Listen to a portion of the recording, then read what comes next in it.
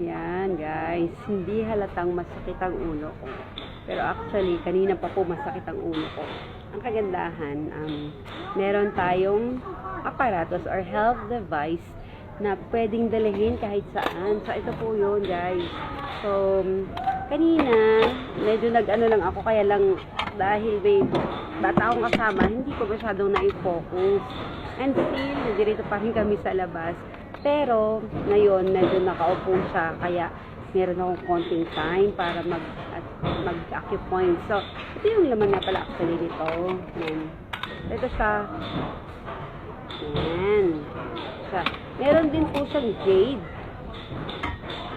Dalawa. Itong jade na to, ang purpose nito, pampaganda, pang facial, kaya sa mga kababaihan na gustong madagdagan ng ganda. Ito guys, napakamura lang nito. Ang kagandahan guys, malakas po yung magnet niya. Ayan. So, dahil nga masakit ang ulo ko, I will going to use this para matanggal ang sakit ng aking ulo. Kasi guys, ako, matagal na akong hindi umiinom ng mga synthetic medicine. So, kanina masakit ang ulo ko. Actually, nag-opening meridian lang ako. Kung mapansin nyo, merong bakat. Ayan siya. So, this is the LI4. Yan. Doon lagi natin sinasabi na ito po yung analgesic point.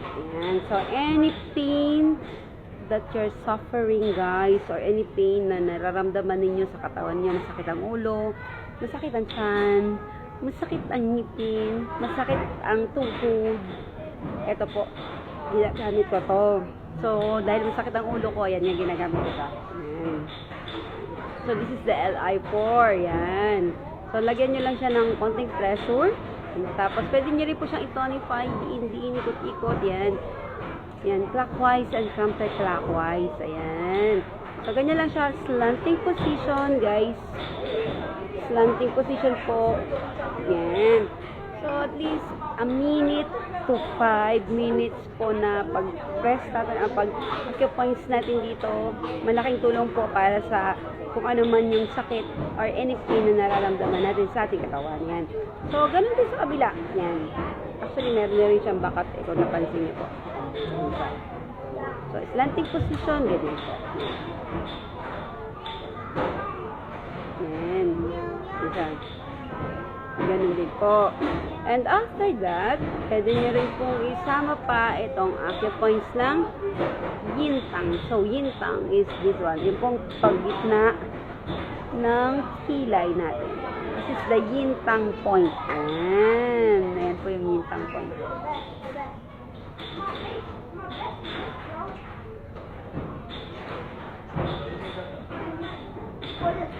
Ito sinasabi nung iba no, doon sa Chinese na parang the third eye or yung para pong opening gate para mag-clears out ang anything na meron tayong nararamdaman. Okay, pwede rin po yung dito. Yan. So,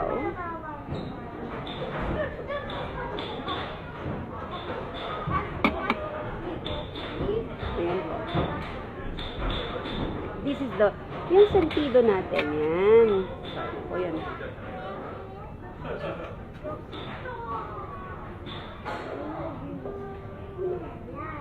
Yan. Pwede nyo rin po siyang clockwise, counterclockwise. Yan.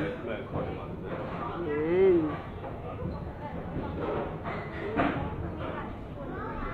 Nandito kami sa labas. Nandito kami sa clubhouse. Yan. But it's okay kasi meron naman mga upuan dito. Pwede ka maupo mga sofa. Yan. Okay. Then after this, yun pong bladder 20. So ito po yung dito po siya sa may pinakang dulo ng spine. Dito siya guys. So dalawa.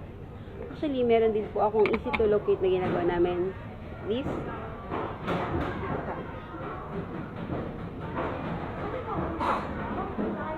Pwede nyo po siyang i-acupressure kung wala kayong ganito. Pero pwede rin naman po kayong magkaroon ng ganito.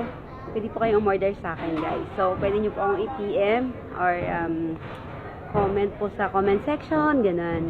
So, meron din po akong post nito sa YouTube at saka sa aking Facebook account. So, paano nga ba? Dito po siya. Bladder 20. And bladder 20.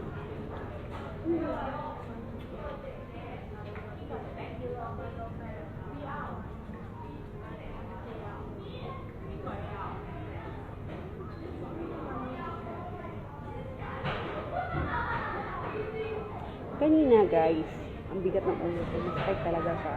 Pero dahil OFW tayo, bawal magkasakit. Kailangan nyo pa rin pong mag-work kahit na may masakit ng ulo kayong nararamdaman. Yun nga lang, yun ang kaibahan ng pagiging OFW sa mga nandyan lang sa Pilipinas. I'm sorry, sa mga nandyan sa Pilipinas. I'm sorry, I just want to remove the lang. Okay. Yun. So, sa pag OFW ka, kahit masakit ang ulo mo, kahit may lagnat ka, kailangan mo pa rin magtrabaho. Yun. So, ayan guys. So, napakalaking tulong po nito. You can repeat it as long as you want. And also, ang kagandahan po, hindi na tayo iinom ng gamot. Yan. Ngayon, kung gusto niyo naman magpadagdag ng ganda, later po. Ito po din yung ginagamit ko. Isa rin po ito sa mga gadgets or health device na ginagamit ko sa pag-station. Lalo na sa pagtanggal ng eye bag. Yan guys. So, once again, ako po ulit si Vincenz. Kung kayo po ay may mga kaibigan at may kakilala na laging masakit ang ulo at ayaw ng uminom ng gamot, sawa ng uminom ng gamot, itag nyo na sila guys. So, i-share nyo po ito sa kanilang wall. Maraming salamat po. Ako po ulit si Vincenz. God be all the glory. Thank you.